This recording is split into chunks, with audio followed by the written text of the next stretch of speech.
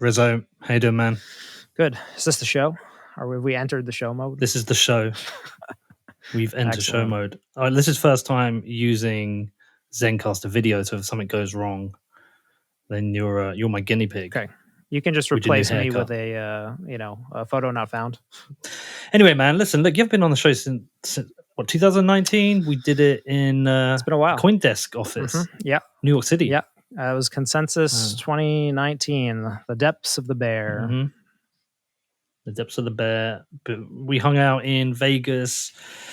Was it 2020 February before all the shit lockdown? Unconfiscatable. I remember that was just as COVID leaped the ocean into Italy. People were starting to realize that this was going to go global. So, and there watershed well, moment. anyway, listen, good to see you, dude.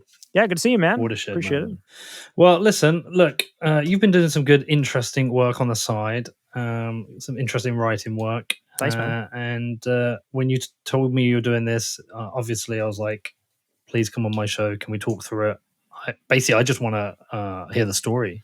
But before we get into the details of this, because people all know from the show title that it's the last days of Satoshi recovering. But what's the deal here? How come you've been doing this work? Why have you been doing these deep research pieces? Are you making a book? Are you going to make a film? Tell me what you're doing. Yeah, interesting. I guess I'll just start in with the article that I'm releasing. It's called "The Last Days of Satoshi." It's basically marks the 10th anniversary of Satoshi Nakamoto's disappearance from the Bitcoin project. So, special time. I think this is 10 years that Bitcoin has survived without a clear leader. Something that I always just found interesting. Right? I don't know. I guess to your question of what I've been doing, people may know me right now. I'm editor at Bitcoin Magazine, and of course, editor at large at Kraken. Before that, my time, in the media at CoinDesk. I feel like I've always been trying to understand Bitcoin. And been in the process of understanding Bitcoin. And I've never stopped that, right? I've been in the industry for 8+ years. And I feel like, I'm always in the process of wanting to understand Bitcoin better. And, really, I think, my transition from people might know me as a journalist to now I'm sort of branding myself as a historian is more about, my time preference for things changed, right? I kind of got done with the sort of media saturation of just being in the loop of the news cycle and, realized just after many years of doing that, there was just fundamental things that I didn't understand about what had happened with Bitcoin. And I think what really clicked for me is that, Bitcoin is an invention, if Bitcoin is an innovation, if they're going to be talking about this in 1,000 years, like what happened with Bitcoin, like who made it, then we still live in a time period right now where Bitcoin can be understood, like where it's capable of being understood and known. We can get answers to some of these questions. So I think that was a switch for me when I realized that, after the 2017 bubble, when I think we had seen, the second Bitcoin cycle, where I really understood that Bitcoin was going to be a cyclical economy. I really started to understand, this wasn't theoretical. This was happening. It was interacting with the real world. It was only going to continue. And really, that just changed the direction of my work. And, really, I started to go back to the beginning and I was like, okay, well, I've been here. I've seen things. What don't I know? And I have to go find those answers because I don't know who else is going to do that at this point, right? I was like, I know most of these things, but I don't know all of it, right? And for me, I think, I just started diving into researching again and, for the fun of it, though, right? Like, I think with media, you can get, I've got to put out the next article. I've got to put out the next thing. This guy's hot. This project's hot. I got to talk about the Coinbase IPO, the whatever, the Michael Saylor said this or that.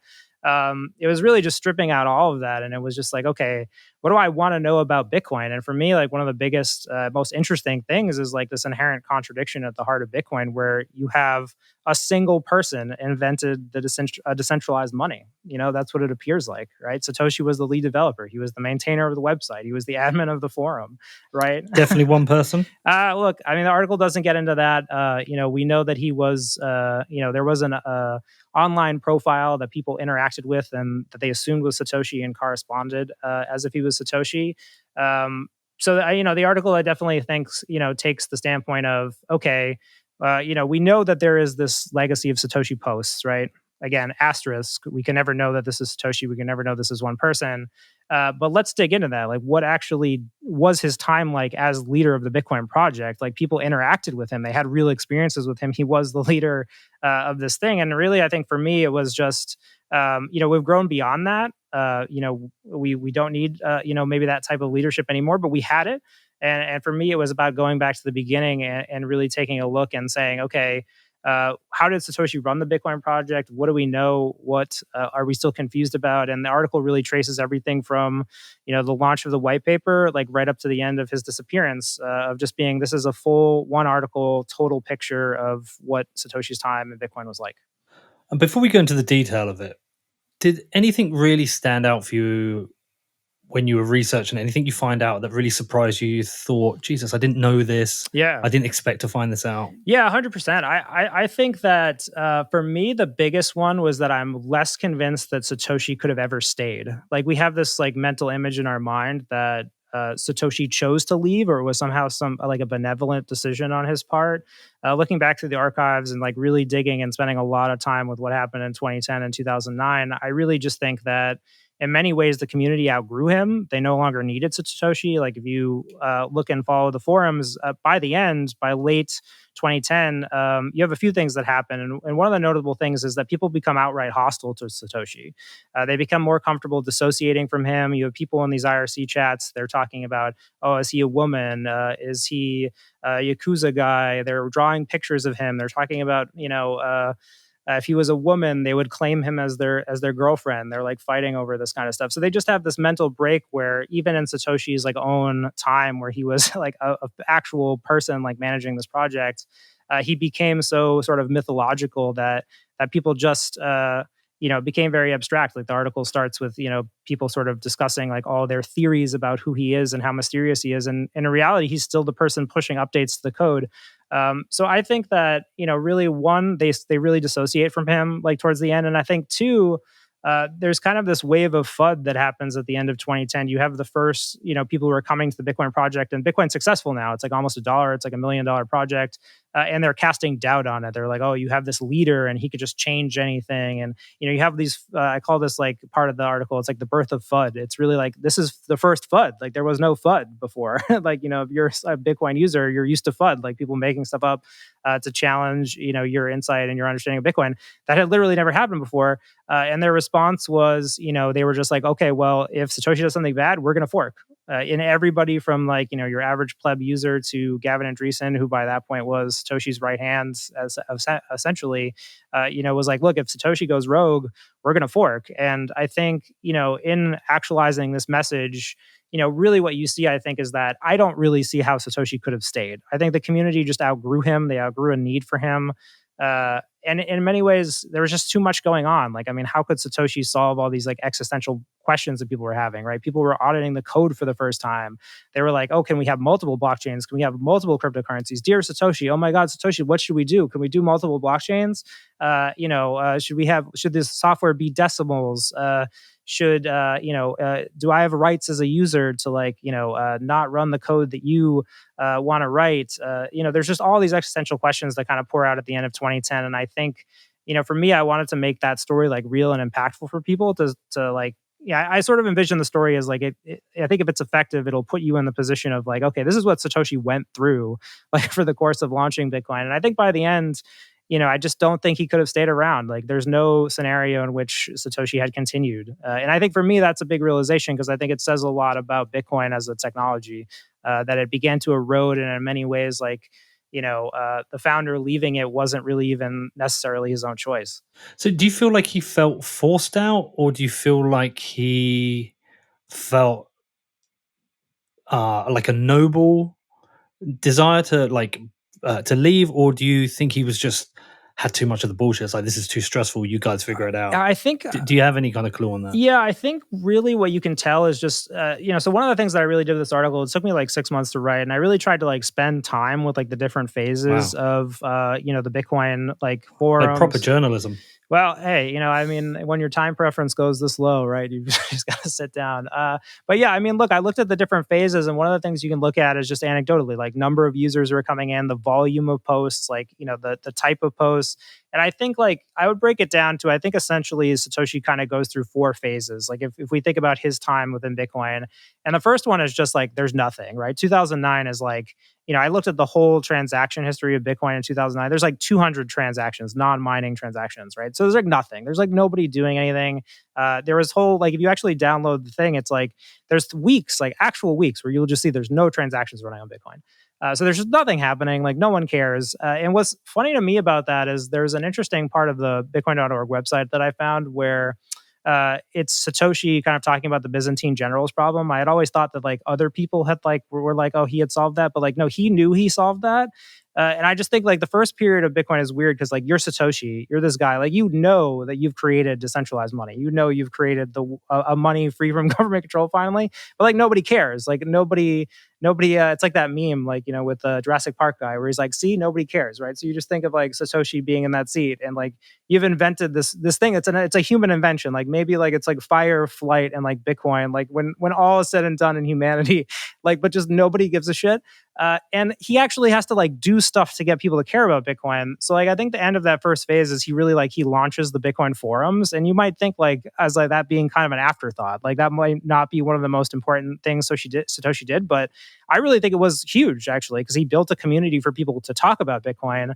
And then what you find is as people got together, they like built exchanges, they started trading, like and Bitcoin like had a price. Like I think the end of that first period is like people get together and they price Bitcoin, and you know, but it is weird to think that Satoshi had to actively like court interest in Bitcoin, right? And I think that to me that was another realization that I thought was interesting. Is like, oh no, he was a guy who had to go out to us. He had to find ways to get people interested. And I never really pictured Satoshi in that way as like being like an innovator, like somebody who launched something who had to like in some way try to make it appeal to people. So I think that was interesting. And of course, the other phases are, I think there's kind of like an innocent period where people are, oh, Satoshi, like he knows everything, he knows best. They're very reverential of him. There's a period after what happens, like there's a pretty horrible exploit of the protocol. There's like billions of Bitcoins that are printed. There's this bug called the value overflow exploit. 180 billion Bitcoins are printed. I think that sets off alarm bells with Satoshi. You really see his like demeanor changes, his activity changes. Like he goes into like, no, I need to ensure Bitcoin at all costs kind of mode. And then at the end, you get this really dissonant period where Satoshi's kind of doing all this stuff to try to shore up Bitcoin. And people are like, well, why is he doing that? Why does he have the authority to do that? Why isn't he telling us these things? And this sort of starts this questioning period. And I think when that really intensifies, like at the end, Satoshi's not talking to us. We don't know. What should we do? Like, I don't know. You can kind of think about it. It's like, this is the natural, you would probably expect this, right? This is the phases of which a project would become leaderless. But I guess like to your original question, yeah, I think it was phases. And I think by the end, like it just became very overwhelming. It's like, how could you possibly satisfy the needs or demands of like that many people who, think about it even today, like, Bitcoin has problems with that. But imagine back then, right? Like I think people, they just saw him as this like figure who could solve everything. And I think for him at some point, once it seems like he had locked down the code, he had done enough to secure it. I get this feeling that towards the end, it was like, he felt like he had done enough and that was it, right? He was like, I put the scotch tape on it, like this boat's gonna go, and like I'm out, and then he just leaped over the side, right? So I think it was, I think it was virtuous in that way, right? I think he knows at some point that the code is capable of being attacked. He wakes up to that. I write in there, it's like, at some points it's like he's boarding for a storm. It's like he gets the house ready and then he dips out. So I think he did what he could do, and I think he knew that he had a finite window to do it. And I think, but I think he knew that it was sort of coming where, people weren't going to, they just didn't need his authority anymore. And in some places, his authority just wasn't helpful, right? If that makes sense. Yeah, how good was he at controlling his own emotions and like his expression of his feeling? Was he quite in control, or did anyway in his writings did he let slip kind of his own kind of like whether he was feeling any pressure, or was he always matter of fact about the project itself? So Satoshi's like very subdued, right? He like, all we have of really his writings are the Bitcoin talk forums, and certainly I wasn't able to add anything new there to that. But he's very taciturn. He just if he says something, he's very technical. Like if there's an answer that he wants to give, he will give it. And he doesn't really elaborate. He doesn't tell jokes. He doesn't tell side stories. Like there's very little of that. One incident that I found that was really telling though, was really sort of towards the top of 2010. You had this period where it's like Bitcoin's kind of like getting mentioned a little bit in the news, and the users like it's really building, right? Because we what we know is that we can get a proxy for how many users there were because the Bitcoin forums, like, they kept a tab on how many like new user accounts were created, so you can kind of get a feel like, this would have been, Bitcoin had gone from like a handful of people, like 20 to 30 people at the top of 2010, to really like 1,000 people.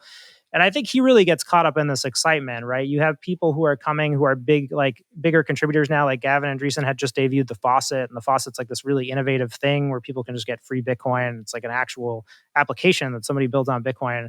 And I think like towards that summer, Bring it back. yeah, well, let Laszlo, there's Pizza Day, right? People are spending Bitcoin. So I think in like June of 2010, he definitely gets caught up in the excitement. So there's one incident that I found where he actually moves to take Bitcoin out of beta, which is actually really strange if you think about it, because Bitcoin is still in beta today. Technically, the code is still considered a beta software. The developers, I think, maintain that distinction because they want people to feel like Bitcoin is experimental and that, it's not a production software. But Satoshi considered and did announce that he was going to take it out of beta, and then he actually counteracted that decision. But his decision to take it out of beta inspired people to go basically try to market this. So basically, this whole thread kind of started where people were like, "Oh, let's advertise on Facebook, let's list on Slashdot, let's get on Google, let's blow Bitcoin up." And they do. They get Bitcoin listed on Slashdot, which was like a huge news aggregator. It was like comparable to something like Dig or like Reddit today. And it just blows up and it gets overwhelmed, right? So like what happens is, and you look at the statistics, the price goes up from like pennies to like 10 cents, like the mining power quadruples. There's one guy, and then there's a little anecdote story in here where he sells like 90,000 Bitcoin on an exchange for $1,000, and he like brags about how he's like taking down Bitcoin exchanges. And really what I wanted to add was like the flavor of that time period, because I think when we look back at the history of Bitcoin, it like just feels like this black box, right? But like, we can find things, like these people did things, and this was like a vibrant time, like where things happened, right? So I don't know, I just thought that that was an interesting like anecdote where it's like, and I think this kind of made me, I think a lot of people like to talk about the WikiLeaks thing as being so like a moment where Satoshi, didn't want the project to blow up. And I think like, everything has prior context. And I think the Slashdot thing at the beginning of 2010 is interesting because like he gets caught up, he decides to do something, it causes a reaction, and that reaction kind of causes this wave of things to like stress the network. And another side effect of that is, in the publicity that Bitcoin did get, what you see is that people start reporting bugs to him. They start finding exploits. And I think really what that culminates with is the, exploitation of the Bitcoin monetary policy, where someone figures out a way to break it, and they have to roll back the blockchain. But I think, everything in us, Bitcoin's kind of like this weird box where it's like everything, for every action, there's a reaction, and then everything adds up, right? So I think with this story, it's like you start to get a sense of like, okay, where does this go back to like the very beginning, and how do these things kind of add up together?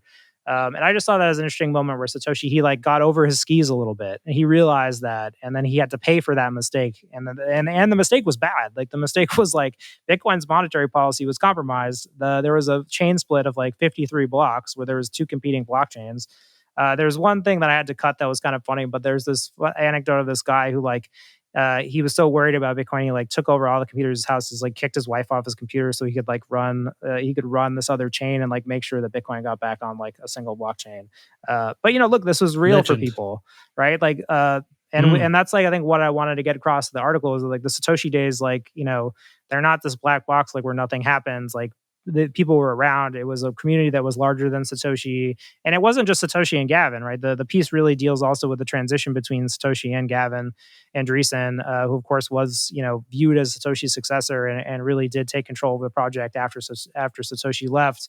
And really, for me, that was the inspiration. I really wanted to understand like how those two individuals, how they passed power between each other. Because I think you were talking about before, like, am I writing a book? Am I doing whatever? I think I don't know. I want to understand Bitcoin, and I think to me, it sort of all goes back to like what was that original transition of power between Satoshi and the next guy, because that was an event that really is only going to happen once in Bitcoin. It's highly unique, and I don't know. There's all this mythology and misinformation about it, and I really wanted to just clean slate that. And the cool thing about the article is, look, it's all cited. So there's 100 plus citations here. If you think that I'm wrong about anything, you can dig into the citations, you can read the things, and you can kind of, I like to think of the article as sort of a roadmap to this world of early Bitcoin, where if you want to fork off and explore, you can.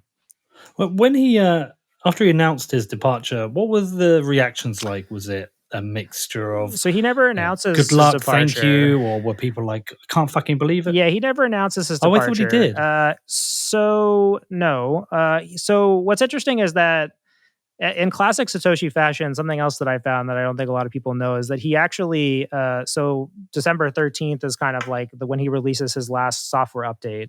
And he actually, at that point, he goes into the Bitcoin code and he changes the copyright statement to read Satoshi Nakamoto to Bitcoin developers. And I sort of view that as like that's his, in this classic Satoshi fashion of like everything is, cryptographic. His OPSEC is still pristine. We have his like formal resignation like in the code, and I thought that was super cool. To find that moment.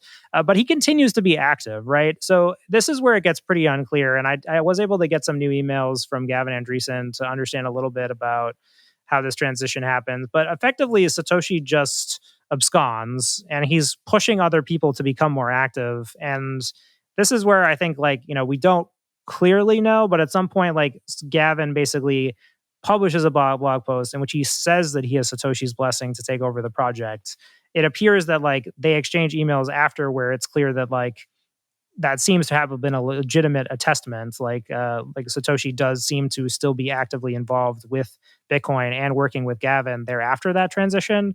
So that is new. Like those emails that Gavin provided are new, and that would indicate that Satoshi was pretty active with Bitcoin and Gavin behind the scenes, like sort of helping that along.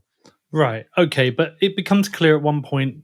I thought he left a message saying, I'm going to work on other things." Yeah, so that's in April. So the timeline really here breaks down as like he's effectively, trying to give up control towards the end of 2010.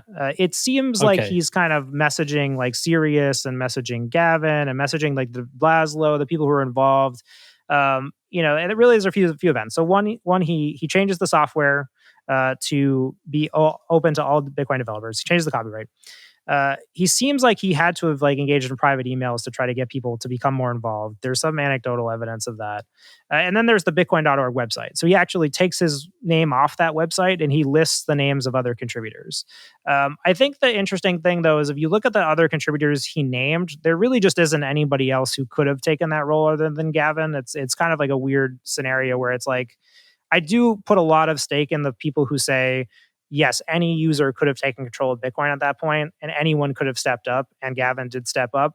And that was something I spent a lot of time trying to like scrutinize and understand and come at. And I do think there were a lot of people with technical development skills at the time because what you have to understand is that in the early days of Bitcoin, everything was a lot more egalitarian. Like there wasn't this distinction like developers today are like this class of Bitcoiners, right? Like to be a Bitcoin developer, you have to be someone of immense technical expertise.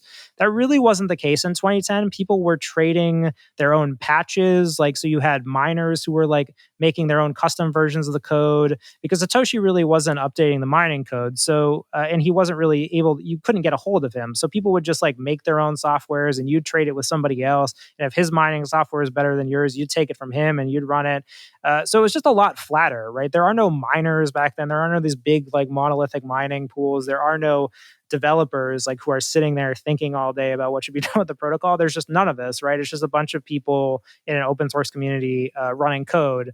So it is flatter in that sense, and in a lot of ways, I think it really takes a long time to just understand how different that is because we become so used to the way things are in Bitcoin today. It's hard to look back at that period and really see it for what it was. There's a nice passage I think where I go into where, and I actually reached out to.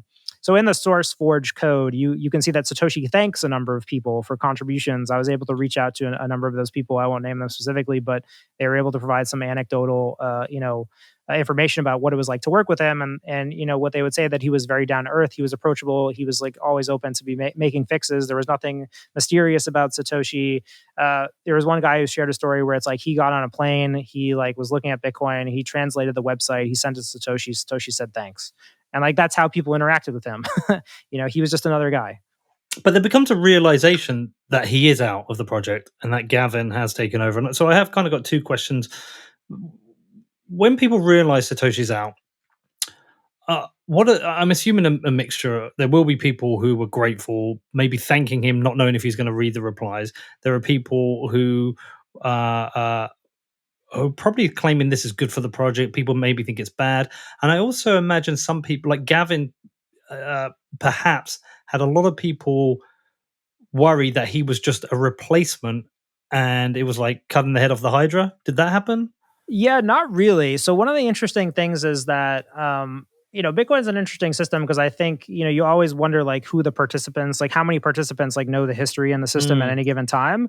And I think towards 2011, the top of 2011, Bitcoin is like really taking off, right? And what that means is that effectively the number of people in Bitcoin is like going up exponentially, right? So if you maybe have when Satoshi was still there, there was maybe a few thousand people who were in the project. By then, it's like in the tens of thousands, right? So when you really get into like right. April of 2011, Bitcoin's over $1.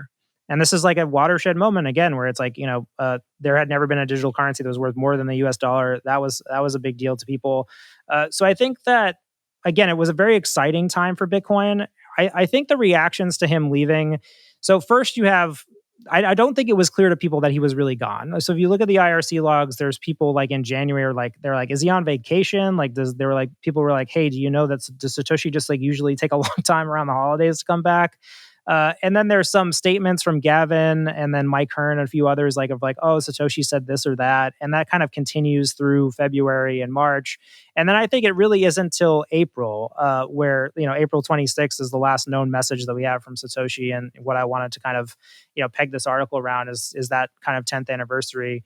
You see people sort of, different reactions. I think some people, this one guy named Kiba, he has this post called Satoshi Disappear Day, where he's like, we should always have honor this day where our leader disappeared to kind of thank him.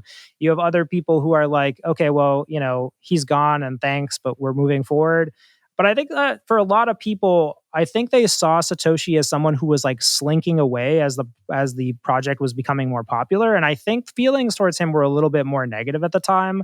And I didn't find anything in the text that like really substantiates this, but I find myself, if you really think like put yourself in that position, like you're with this project, like this project is taking off, and your leader is this mysterious guy who doesn't want to like really go to bat for the project at all. He's not really around. He's not doing interviews. He's not helping move this thing forward. And then comes along Gavin, who's like, Gavin Andreessen is doing all the interviews. And he, not only that, he's willing to go to the CIA, he's willing to go to the authorities, and he's actually willing to represent Bitcoin to those people, to the most dangerous people in the world who, like, yeah, they might actually kill him, like, if he does that. And I think that really resonated with people. So I don't think it was quite as cut and dry as like people saw Satoshi like leaving his authority and Gavin taking it. I actually think the users were in control, and I think the users recognized and sort of wanted what Gavin provided. They wanted someone who was going to, again, like this is an exciting time. Like Bitcoin is happening for these people who have spent years on this weird forum, and Gavin's willing to go there. And I think that mattered to people. And I think that transition of leadership was natural in that way. I don't think that, that means that thereafter Gavin always did the best things. He made a lot of mistakes, but I think at that time, if you had to choose between those two people, is it really so hard to understand like why people gravitated towards Gavin? Well, no, if these people are excited about I mean, one of the things about Bitcoin is a lot of people get very excited by the price. Um, as not everyone, but a lot of people get excited by the price. But one of the clear indications from Satoshi that, I mean, we assume he's never monetized his creation. We make a lot of assumptions about that. I mean, he certainly could be one of the wealthiest people in the world. Um, so whereas a lot of other people, they kind of do want that. They want it monetized. They want the success. They want the sailors of this world. They want Jack Dorsey's. So I can see why they could look to Gavin for that. But did Gavin assume the same role as Satoshi? Did people look to him as a leader to make decisions in the same way as Satoshi? Or during that transition, did they see him having a different kind of role and that decision making and governance was more decentralized? Yeah, that's an interesting question. I think to me, one of the reasons why I spend a lot of time with this period is like governance in Bitcoin is one of the most fascinating things to me because I think, if you look at most open source Mm, projects, they're run by benevolent dictators. And I think Satoshi was a benevolent dictator. I mean, he straight up made changes to the code without consulting anybody or publishing the code for other people to look at, full stop. So, like, he might have done that with good intentions, but he still did it. That's the way he behaved. And that was one of the things I was really trying to take a look at. One of the funny things is like if you look at the block size that he put in, he doesn't publish that as part of an update. He doesn't let anyone know he did it. He just sticks it in the code sort of unannounced. He like announces a new update, and everybody updated to this block size. So you do have this thing where Satoshi does behave a certain way, and he behaves in a way that is fundamentally at odds with the way Bitcoin development is done today. And say whatever you will about that. We may have made the best decisions. We may have the best version of Bitcoin development today. I think we do. But it is still remains a fact that Satoshi ran the project as an open source project maintainer. He made decisions carte blanche. Like, right, there was another instance in this that's called out where, people were talking about fees being too high and they wanted to like lower the threshold. He just does it, right? Nobody responds to his post for a couple of weeks. So he just makes the change that he wants to make and he moves on. So I think with Gavin, it's interesting because you have to assume that he's a well-intentioned human being who is trying to run this project that somebody else started. And all he has to go on are the social cues of how this other person behaved. And all he has is to go by is like what the norms were established by that individual. Or not, right? Some people I think were a little bit more willing to break from that. I think one of the early text posts I found that was interesting to me was like Vladimir Vondolan, who's the current Bitcoin core maintainer, was one of the first ones to kind of ring the bell of being like, hey, like developers can still make this project centralized. Like we can be the single point of failure here. And like there's a nice quote that he has where he's like, otherwise we should call Mr. Satoshi dear leader, right? Where he's making this assumption that like you can actually the way Bitcoin is designed, the developers could act in such a way. And we see this on blockchains like Ethereum, right? Where essentially the developers are dictators, and if you don't want to make their update, they're going to fork you off the chain, and your money is now worthless because of the decisions that they made. So I think that I don't know. I tend to be more sympathetic to Gavin. I think he was saddled with a lot.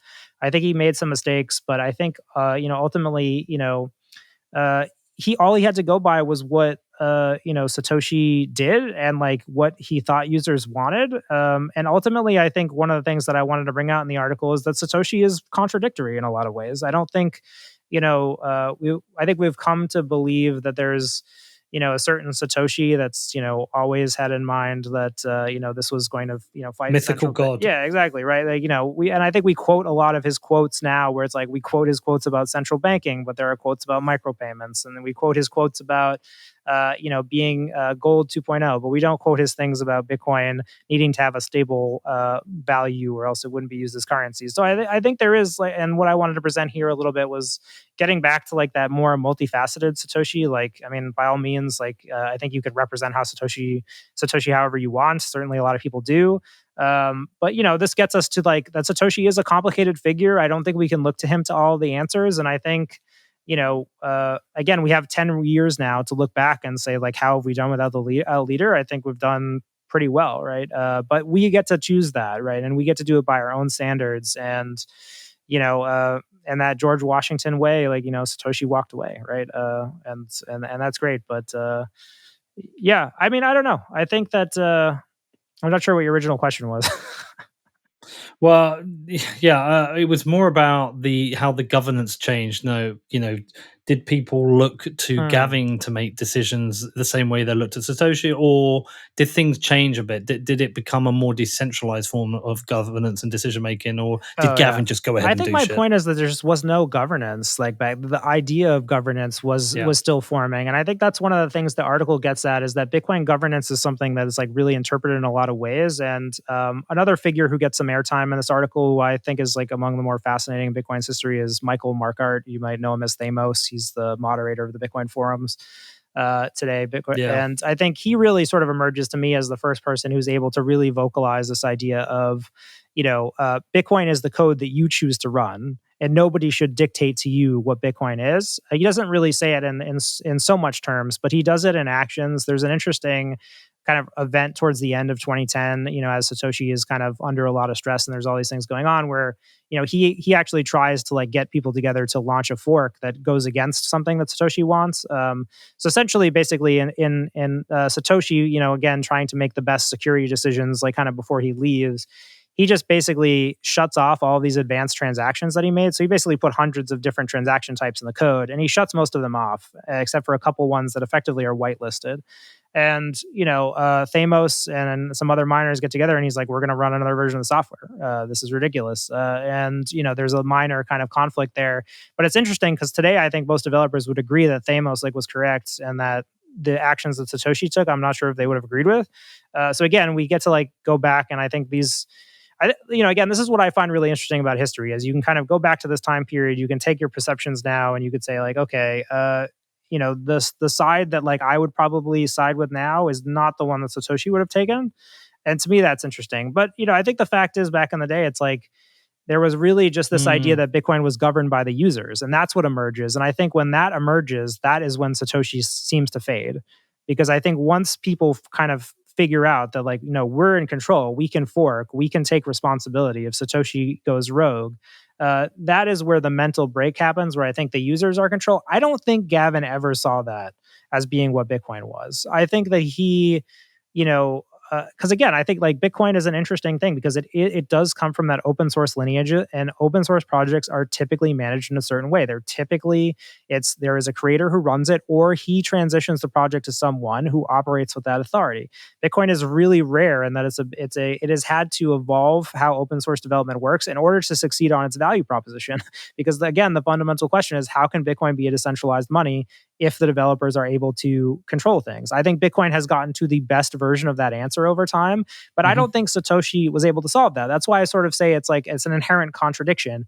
A man invented a decentralized money. It's an oxymoron. It doesn't make sense.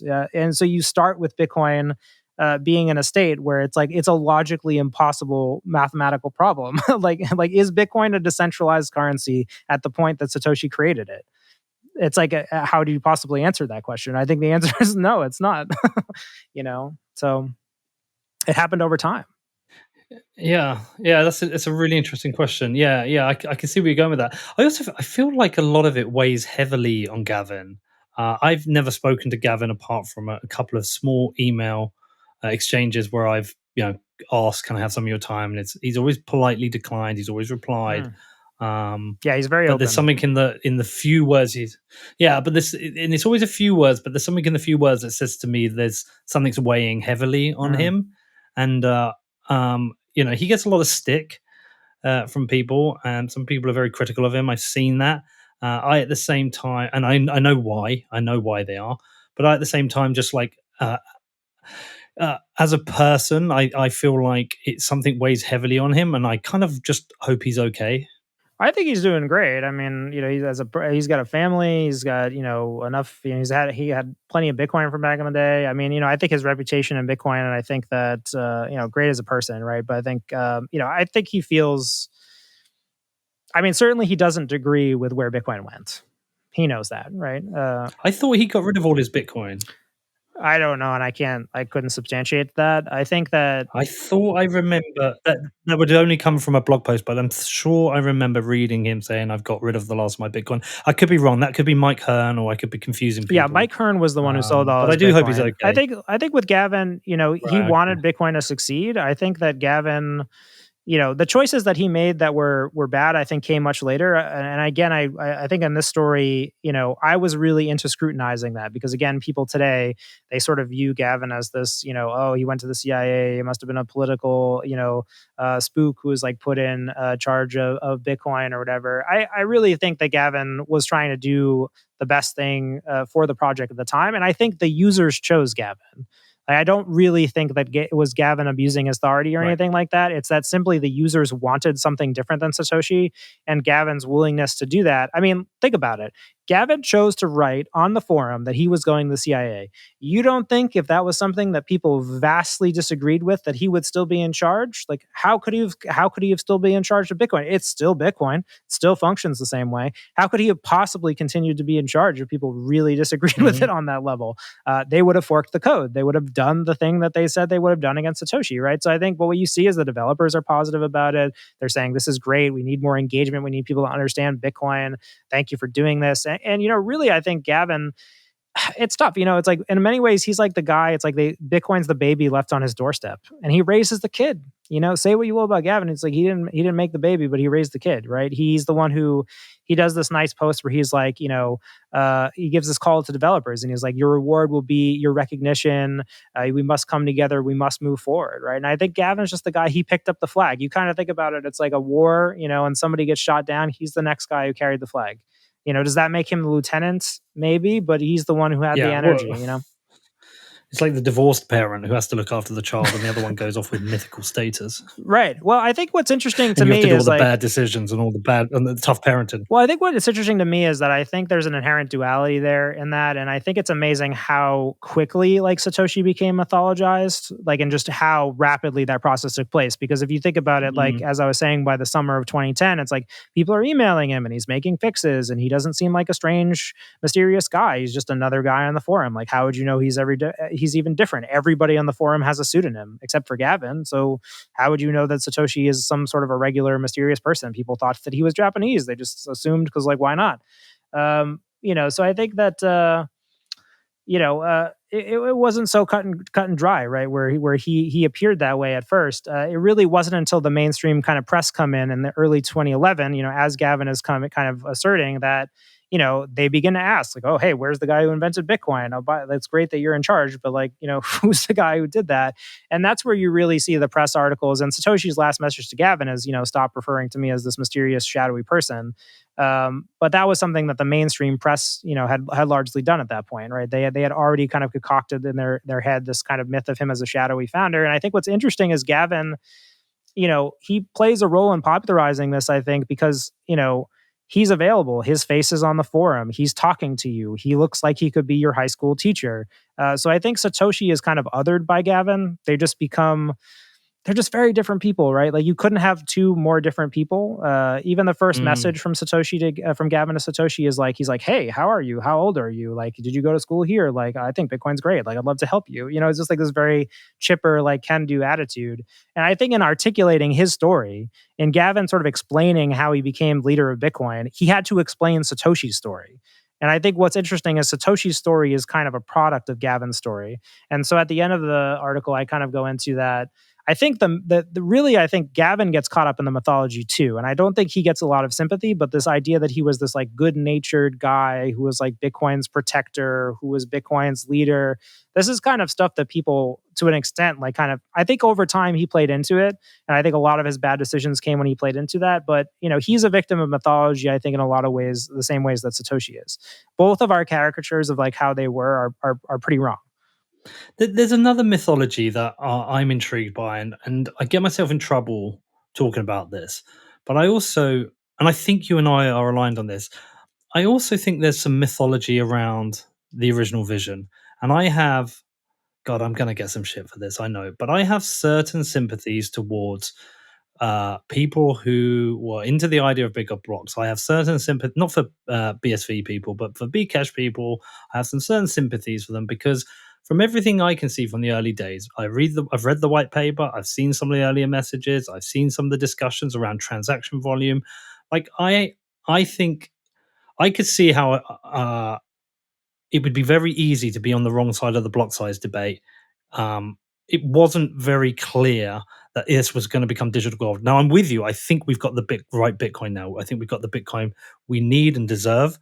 But I could see how you can get on the wrong side of history very easily in the block size debate because of the vagueness around digital gold or digital payments. I mean, to me, it's very clear early on that there is conversation about this being money, this being decentralized money, and then other people say, "Well, gold is money." But when I say money, I'm not talking about like anything that's tradable. I was like, it feels like this is meant to be money that you can use for any kind of transaction. And I think there's a certain mythology around that as well. Am I wrong, or do you Well, get similar I mean, feelings? I think there's a lot of evidence for either argument. Otherwise, you wouldn't have the continued combativeness around this that you would, right? So, just the mere fact that there's continued controversy, I think, really would tell you a lot about the situation. I think, as I look at it, I think it is very clear that Satoshi did see Bitcoin as a decentralized money and an alternative to central banking, and that he's very forward in seeing Bitcoin as those two things. So, especially in the white paper, and then in his first kind of, this article goes into this too. The first time he goes to evangelize it is for on the P2P Foundation website. He really does talk about Bitcoin as an alternative to central banking, as an alternative to the trust that was required in those systems. I think that, again, and this is why I raised it earlier, I think you have to deal with the question of Satoshi, the innovator, the Satoshi, the person who needed to kind of foster and build a community. And this is where I sort of wonder, and I guess the only thing I could really add here is I think, as to what I was saying, like, where you think about him launching the forums and you think about that not being like, something like you would think of as an afterthought, but was actually very important. I think it's unclear to me what Satoshi was willing to do to get people interested in Bitcoin. So one of the things that I found, and this is going to seem kind of insane, but like I actually did this process. So I actually went through the Bitcoin.org website and I compared every version. So I like looked at like every like existing version we have of the website saved and like version by version how it changed. And it is true that during Satoshi's time as project leader, there was a portion of the website about the advantages of Bitcoin, in which it was said that Bitcoin was, for free or low cost payments that were cheaper than credit cards. And so I think that like either Satoshi would have had to have put that there, or someone else would have to put that there with Satoshi's agreement, because there would have been only a handful of people who had the ability to update that website. So it's clear to me, and this is the way I would phrase it, he was tacitly involved in promoting the project in certain ways.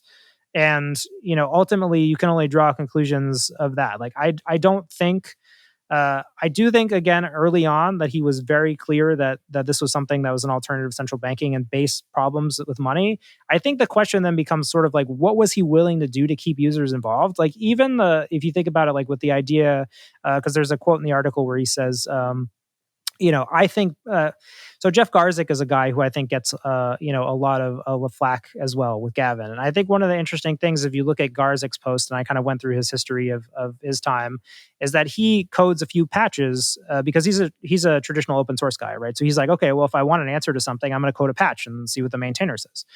So he codes a patch that's basically saying every transaction should have a fee. So Jeff Garzik writes a patch and he says every transaction should have a fee. And so what Satoshi says is, he says, I think some transactions should always be free. So Garzik has kind of, as this guy who read the white paper, he's like, okay, well, we're minting Bitcoins, and in the future, Bitcoin is going to be supported by fees. I'm going to say, make the statement, and I'm going to say all transactions should have fees. And then the founder comes back to you and says, no, I think that some transactions should be free always. Like, how do you move forward for that? Like, because you've asked the question, and you've gotten your answer, and your answer is kind of contradictory, right? Like, I think in that instance, Jeff Garzik was playing the role of like, most people feel that all Bitcoin transactions should have fees. Why? Because we need Bitcoin to work like with a fee market, because that's how it will work in the future. But that's not the standpoint that Satoshi took on it. So again, like, these people were real people who had to move forward, and they had to like, make decisions based on past data. I think what is clear is that the other developers over time, became more assertive and thinking of the project as a scientific project that had to meet certain standards, meet certain definitions, and that they really, and this is, again, I would pull that quote from Vladimir, they really started to think that the project needed to be decentralized, and they were willing to push that as not push that, but they adopted that as the North Star, right? That became the thing that in order to resolve this contradiction, where Bitcoin was originally this centralized, decentralized money, you had to actually figure out what it meant for that money to be decentralized. I think the people who ended up on the smaller block side, or the kind of Bitcoin as gold, or that sort of camp, I think they thought longer and harder about what that meant. I think some of the people on the other side of that, if anything, I think you can fault Jeff and Gavin for being a little bit too deferential to Satoshi. and his inconsistencies. Because again, I think like Satoshi isn't so clear, and I think maybe he was willing to do stuff to get us to be interested. And I don't think that makes him a bad guy either. I think that makes him a guy who started a project who that got successful. He needed to please everybody, and that's for a while what he did because he just, that was the solution that worked for him. Yeah, I think it's easy to look at these things with retrospect and see what the right decision was. And I do think we have the Bitcoin we deserve, and I do think we have the right Bitcoin. But I spent some time when I first properly got involved, it was during the block size debates of 2017, and you're in and you're like, what the fuck? Well, that kind of makes sense for you because, but really, it's years of work, years of understand. And I'm very at the basic level, but understanding the tech, understanding the economics takes you there. And I do have a certain amount of sympathy. I don't have sympathy now. Like by now, you should know. I think it's kind of obvious the market's spoken, but I think that's more about saving face. There is a thing where like Satoshi perhaps reappeared Mm, during the block yeah. size debate. There is that one message. Well, there's the one from Is it we Dorian. are all There's Satoshi? the one from Dorian, like when he says, "I'm not Dorian Nakamoto." Or what happens is an old an email address of Yeah. Satoshi says, "I am not Dorian." He did the same thing during the block size words.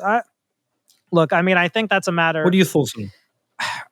I mean, I think it almost doesn't matter at a certain point. Again, I think it's one of those. I view that as sort of like, with J.K. Rowling, where she went back and said that Dumbledore was gay. It's like it's either in the text or it's not. Yeah. It's like, well, if Dumbledore was gay, like then you should have put it in the book. Like you missed your opportunity. So I think like any post Satoshi comments, I think like the last message that he sent to Gavin and the other guys, like to me, that's his last message because I don't think you can prove any Satoshi going forward as Satoshi. I don't think we need any other person to be Satoshi. We certainly don't need a leader now. I think really what I wanted to get out of this article again, like, wasn't who was Satoshi, wasn't like what are his opinions and like what did he think about things. I wanted to understand what he went through and what early users thought about authority, what they thought about governance, and like how they thought Bitcoin should be managed. And I think honestly, I was surprised by just Pierre Richard, I think when he wrote it, he said he sent back to me. When he read it, he wrote back to me. He said, "TIL." He's like toxic Bitcoiners drove out Satoshi, and I was like, I love that. I was like, that's a great way to look at this, where the users just asserted authority, and at a certain point, like the users didn't need Satoshi, and Satoshi had to step aside. And I think the article, like, it really builds kind of over time. And then by the end, I think like there's a velocity of events that are happening and you can kind of see it's like, how could a Satoshi figure ever solve this for us? Like one of the interesting events that I go into is this thing called Yeah. BitDNS. So this guy named Matthew Willis, he basically, wrote a blog post that was basically about, hey, can we have other blockchains? Like that's, and we just live in this world now where there's many cryptocurrencies and blockchains, but that just blew people's minds, right? And people all of a sudden they're looking to Satoshi and, oh dear Satoshi, like what should we do? And this is really where Satoshi comes up with with merge mining, which really just becomes the side chains idea later. But it's really just interesting. Like how could Satoshi solve that? Like, is there any version of reality where Satoshi can tell you how or whether we should have many cryptocurrencies? I don't know. What does Satoshi say about that? And would you care what the Satoshi said anyway? And the answer is like people just didn't. They didn't. So there's one question I'm not gonna ask you specifically.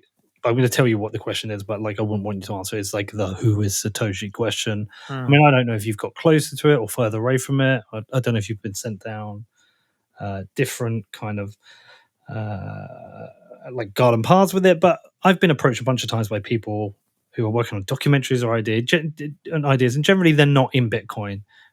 Media people, and they want to do a story about Satoshi, and they said like, let's find in Satoshi or whatever, and I'm always like, no, I don't want to be involved, leave it alone. It's the right answer.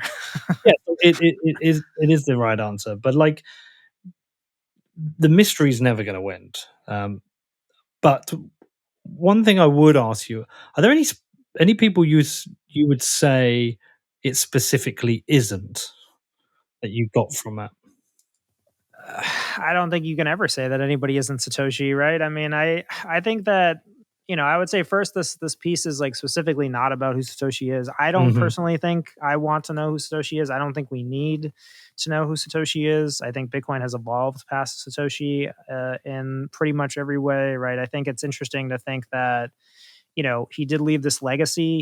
He did have this impact. In a lot of ways, Bitcoin has evolved beyond maybe what he even really thought, was possible or how things should be. And I think that's great. And that's not really where my intent, comes from. I think, maybe to just kind of talk about why it's like I can do some work like this and not be interested in who Satoshi is, right, or even who he might be. I think that, um, all we can do is look at what happened in Bitcoin, right? And we live in a world of Bitcoin right now where we don't need a Satoshi, we don't need that authority figure. I don't know what we gain from that. Um, Certainly I would say it's probably unlikely that, the major people who corresponded with him, you could probably rule out anyone on those forums who, interacted with him. But look, there were people at the time who even thought that, maybe Satoshi was just coming back as Gavin Andreessen, that Gavin Andreessen was the Hmm. guy who had, founded the project. And it wasn't so out of the realm of possibility that like he was doxing himself, right? Because why But not? If you, every you know, theory is possible. Yeah, and I think what's interesting is that just everyone had those theories, right? I think that uh, Satoshi is just really he became a myth and a legend in his own time, right? And I think that, if anything, the article really just gets across that, who is in charge of Bitcoin? It's always been the users. And to an extent, Satoshi's authority was almost like a problem to be solved. It was the inherent riddle initially with Bitcoin, is that how do you have a decentralized money where there's a guy who can really just kind of put anything he wants in the code, and did. Like he did act that way. So I don't know. I mean, I find that uh, in my studies of Satoshi, what I'm looking for is like I want to understand where this notion of Bitcoin governance came from, how theories about how Bitcoin worked, like how it worked, happened, right, and how those evolved. There's this one funny exchange that I found that I really loved, and it was basically just these guys on this IRC forum, and they're just talking about. Um, uh, just how could you be comfortable with some random guy picking the money supply, right? And this is back and forth, and this is like 2010, right? And there's this one guy who's like, well, I accept Satoshi's cap more than I do Bernanke's, right? And I think that's interesting to me because it shows that like as Bitcoin thought evolved, there were already people then who saw the value proposition the way that it's articulated today. The other quote from that paragraph was this guy who's basically like, the only important part is that it's fixed, enforced by all peers, and known to everyone in advance, right? So even then, like people were sort of grappling with these essential questions where it's like, yeah, did Satoshi ordain a 21 million limit? Yes. Did it matter? No. And it didn't matter to users then the same way it doesn't matter to us now. And I think, I don't know, I love little moments like that where you go back and you're like, wow, like who would you have to have been in 2010 to understand Bitcoin at that level? Like you would have had to like really understand Bitcoin. And to me, that's more fascinating than Satoshi because again, Bitcoin is this egalitarian decentralized project, and in many ways, like it's great to see users express this understanding of Bitcoin because I think that is what the technology ultimately is at the end of the day, right? It's a consensus technology, and the consensus today is it's decentralized money. And it's quite incredible still that it works. Yeah. When you think about it, there's a great meme I saw the other day where you may have seen it, where it's the dad. He's come to his son's bedroom door, and it's a stick drawing of a dad with a hat on, saying, "What are you Oh up to, yeah, you son?" went in, son. You winning, son. That's it. And the son says, "Yes, I'm rebuilding the global financial system with my friends." And I just thought, well, the funny thing about that, it kind of that is actually happening, Yeah. and key parts of the network are Raspberry Pis sat in Right. people's lounge or Right. in their office, and Yeah. key parts of the network are a bunch of miners within a crate Right. in Africa or South Mhm. America. Like that is the financial system. It seems like it's almost like this hodgepodge of technologies that have all been kind of stuck together. It doesn't seem like it should work, but it does, and it's brilliant in design and the way it works. Mm. It seems both elegant and clunky at the same time. Do you know what I mean? Yeah, I mean, yeah, the majesty of Bitcoin, I think, is something that, like, I mean, it only grows for me like over time.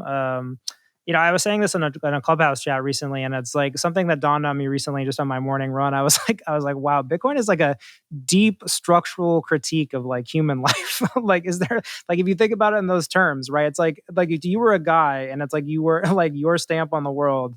Like Bitcoin really just cuts to the root of like just like all these problems, systemic problems like consumerism, like Mm, economic management, like life in the 21st century, and it's like you made Bitcoin, right? And like what a deep like structural critique, like even 8 years later or 10, like for me personally, but like even 12 years later for the ecosystem as a whole, it's like you were still grappling like with understanding what it is, and just what a contradiction it is in so many ways, and how amazing it is that it's still there, right? And I guess in the context of this article that this is all continued for 10 years without anyone to lead it, right? Like there is no Ben Bernanke, as that guy said in mm. the chat, right? There is no person at the dial.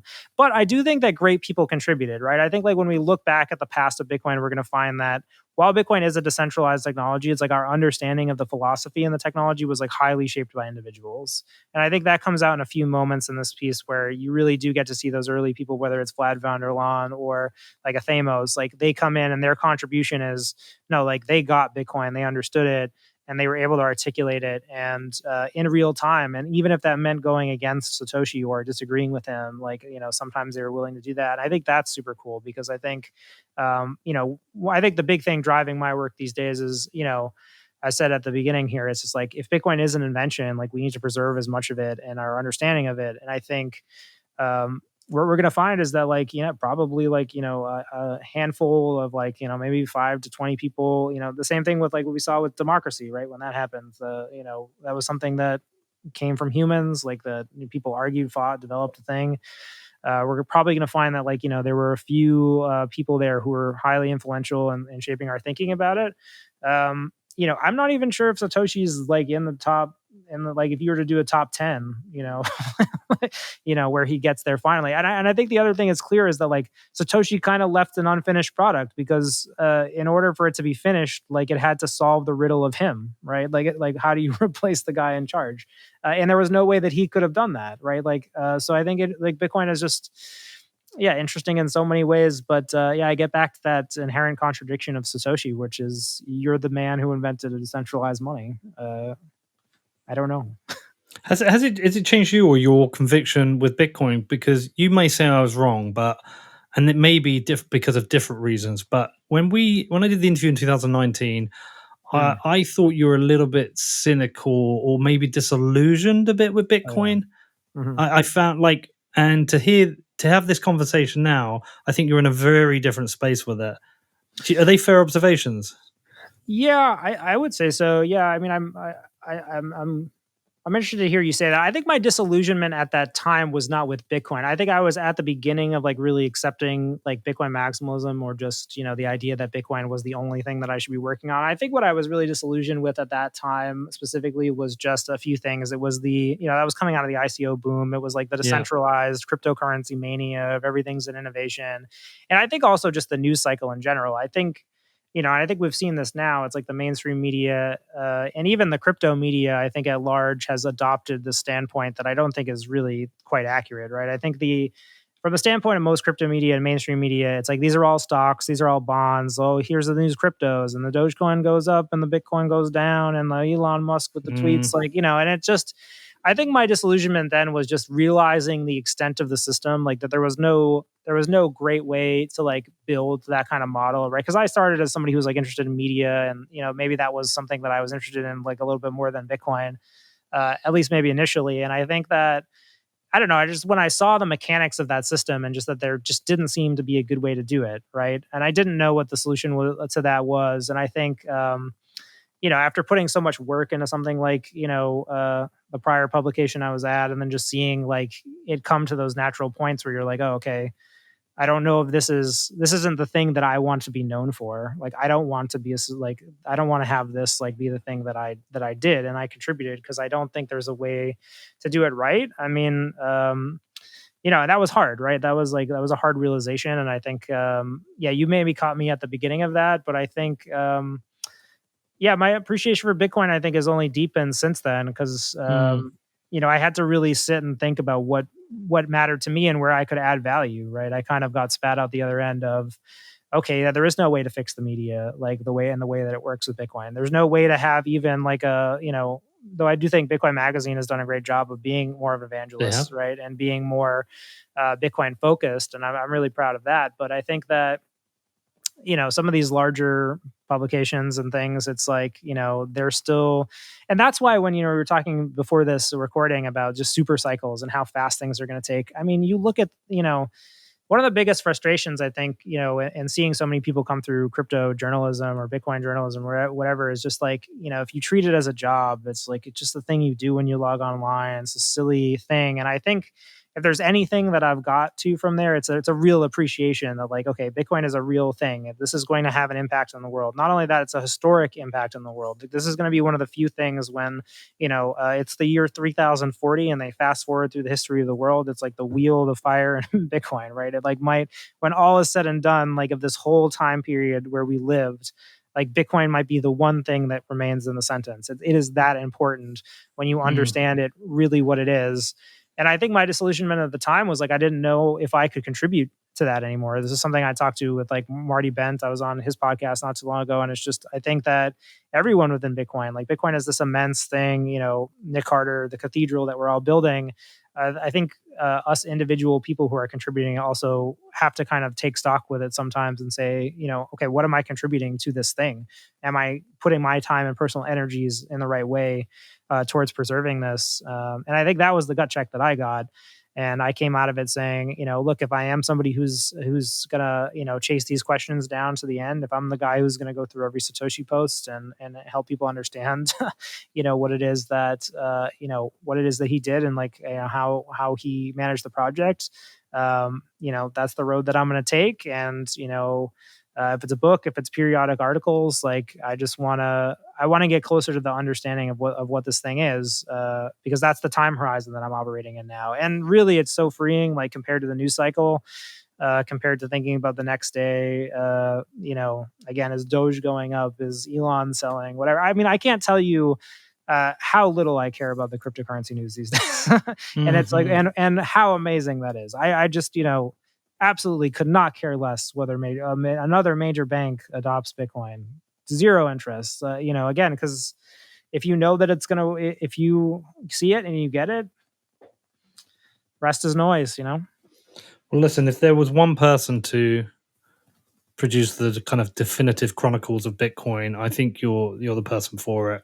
I Thanks, love your man. work, and I like hanging out with you. Hopefully, I'm going to see you at some point this year. Are you going to be in Miami? Miami, of course. Yeah, gonna Well, have me we on will. the stage, man in the dunk tank.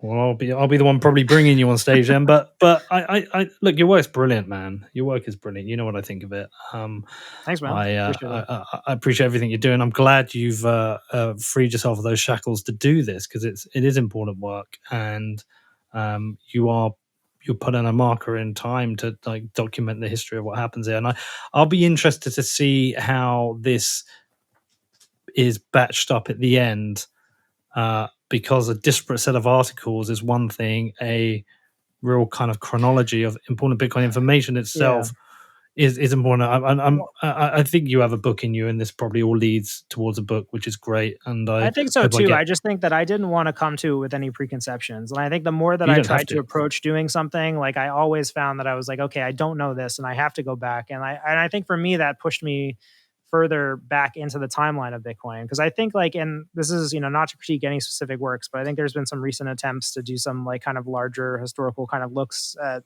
things that have happened in Bitcoin. And I just think that they'll oftentimes, I think there's too much of a lens of the now.